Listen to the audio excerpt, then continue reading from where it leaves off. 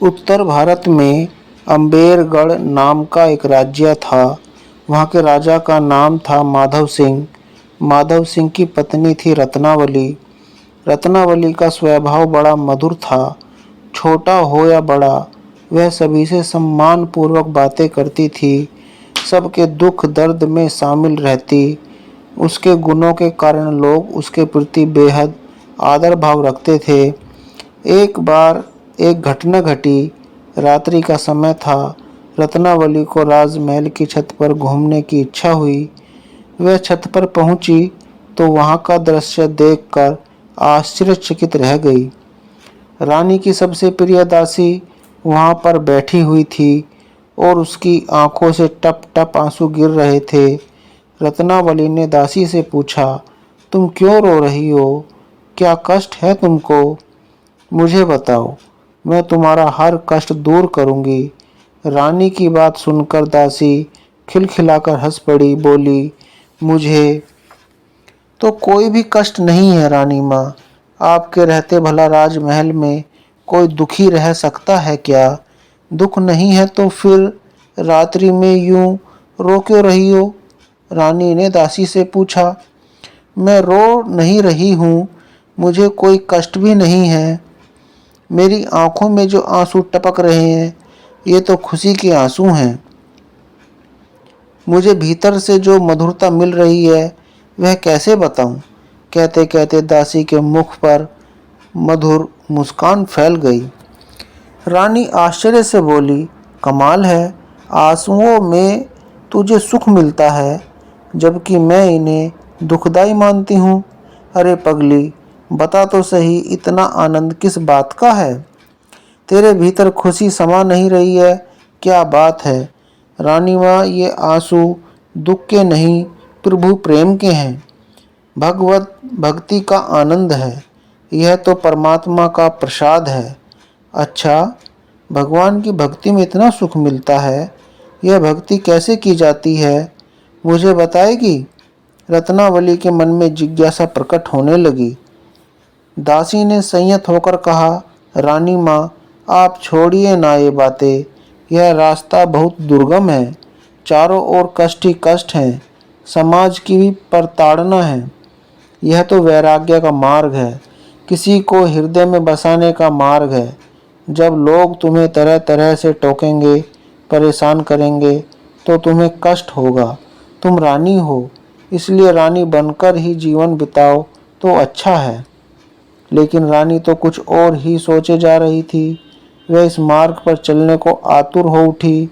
सुख और वैभव के जीवन से उसे घृणा होने लगी। रानी पद उसे तुच्छ लगने लगा। क्षण भर में ही जीवन की दिशा और दशा बदल गई।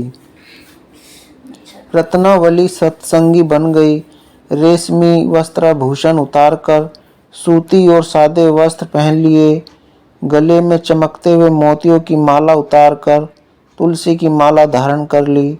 रानी का कक्ष भी बिल्कुल बदल गया। जो कल तक एक विलास भवन था, वह आज गिरधर गोपाल का लीला भवन बन गया था। एक दिन अम्बेरगढ़ में कुछ संत महात्मा पधारे। रत्नावली के मन में संतों के दर्शन की इच्छा जाग उठी। उसने मन की बात दासी को बताई तो उसने कहा, रानी माँ, संतों के दर्शन करना बहुत बुरा तो नहीं है, लेकिन अगर आप वहाँ जाएंगी तो लोग तरह तरह की बात बताएंगे। राज्य की जनता यह स्वीकार नहीं कर पाएगी कि रानी संतों से मिलने जाए। रत्नावली अपने कक्ष में गई और भगवान की मूर्ति के सम्मुख प्रार्थना की, हे प्रभु, मैं तो तेरी दासी हूँ। रानी पद तो बेकार है। मुझे तो अपनी भक्ति देना। मैं रानी नहीं, बस तेरी भक्त बन जाऊं। तत्पश्चात रानी अपनी दासी के साथ संतों के दर्शन के लिए चल दी। वहां रानी ने सत्संगत का लाभ उठाया और हरि भक्ति पर संतों से चर्चा की। धीरे धीरे रानी के भक्ति भाव की चर्चा पूरे राज्य में फैल गई। राजा माधव सिंह उन दिनों उज्जैन में थे। वजीर ने उन्हें चिट्ठी लिख भेजी कि रानी को भक्ति का रोग लग गया है और वे राजमहल को छोड़कर साधुओं के संग घंटों बैठी रहती हैं। वजीर का पत्र पढ़कर माधव सिंह लाल पीला हो उठा। पास में उसका लड़का प्रेम सिंह खड़ा था। उसने अपने पिता को समझाया, पिताजी आप क्रोध न करें। पुत्र के गले में तुलसी की माला और माथे पर तिलक लगा देखकर माधव सिंह का गुस्सा और भड़क उठा। उसने पुत्र को डांटते हुए कहा, मेरे सामने से हट जा। माधव सिंह कुछ दिनों बाद उज्जैन से अम्बेरगढ़ पहुंचा तो लोगों ने रानी के बारे में बड़ा चढ़ाकर सुनाया। क्रोधी को क्रोध बढ़ाने वाला सामान मिल गया था। माधव सिंह ने मंत्रियों से विचार विमर्श किया तो इस निर्णय पर पहुंचे कि रानी को मृत्यु दंड दिया जाए। कुछ लोगों ने राजा को चेताया, अपनी ही रानी को आप मृत्यु दंड देंगे तो राज्य में रोष फैल जाएगा, तो दूसरा कोई उपाय खोजो। राजा ने कहा। अंततः सबने मिलकर षड्यंत्र रचा कि भूखे शेर को पिंजरे में बंद करके रानी के महल के द्वार पर रखकर उसका दरवाज़ा खोल देंगे। भूखा शेर मनुष्य की गंध पाते ही रानी का शिकार कर लेगा और हमारा कांटा दूर हो जाएगा। बाद में राज्य में घोषणा कर देंगे कि नौकरों की असावधानी से पिंजरा खुल गया और शेर रानी को खा गया। ऐसा करने से हम पर कलंक भी नहीं लगेगा। इस युक्ति पर राजा की स्वीकृति मिल गई। रात्रि के समय भूखे शेर को पिंजरे में बंद करके रत्नावली के महल के द्वार पर रखकर पिंजरे का दरवाज़ा खोल दिया गया। शेर तेजी से रानी की ओर भागा। रानी उस समय भगवान की मूर्ति के सामने भाव विभोर अवस्था में बैठी थी। आंखों से खुशी के आंसू बह रहे थे।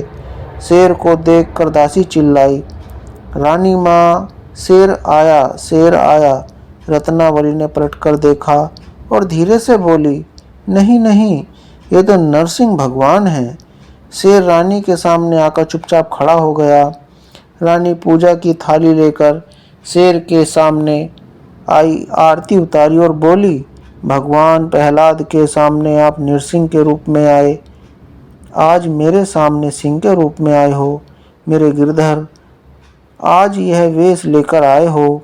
राजा माधव सिंह महल की अटारी से यह सब देख रहा था। उसको लगा कि दृष्टि बदल गई है।